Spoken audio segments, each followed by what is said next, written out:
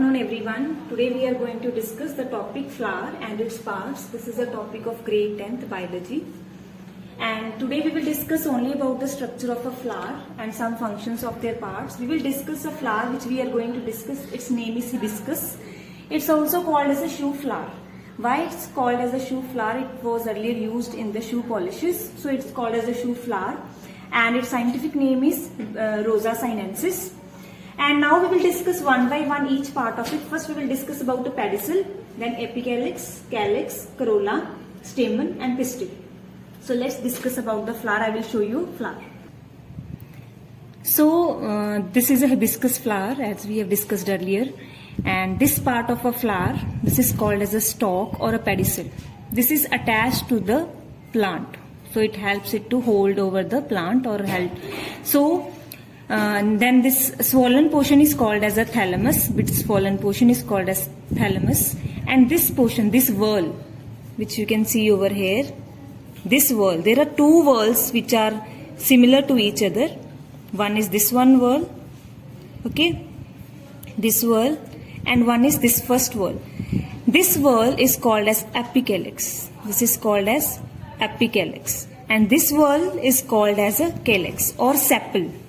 Okay, so now if we talk about function of this whorl, that is a sepal, whenever the plant or flower is in the bud stage, this sepal protects this all inner parts of a flower. So next this part is called as corolla, or we can say it in a simple words, petals. These are colorful in nature, means in color, they are very colorful. Why they are colorful? To attract the insects for the pollination. So they are usually colored in nature. And this portion of a flower, you can see these are the stamens. These are in so many number. These are the stamens which are having anther over it, and in the anther are present pollen grains which are now, when anther burst, it sheds a yellow powdery material or a mass that is called as pollens, that are called as pollen. So this is a male part and it is also called as androecium. Okay, so male part of a flower is androecium. It is having this portion on which it is attached to this portion, this portion is called as filament. Okay, this portion is called as filament, and upon this is present anther, and in anther are present the pollen grains.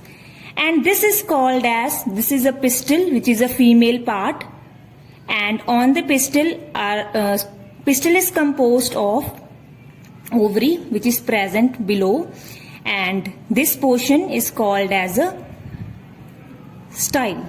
Okay, and this is called as a stigma. So this is another name for this is gynoecium. It is also called as pistil, it's also called as gynoecium. So when we have dissected it, we have seen this is called as ovary which was present over here, and in the ovary are present the ovules. If we see inside it, what are present in it?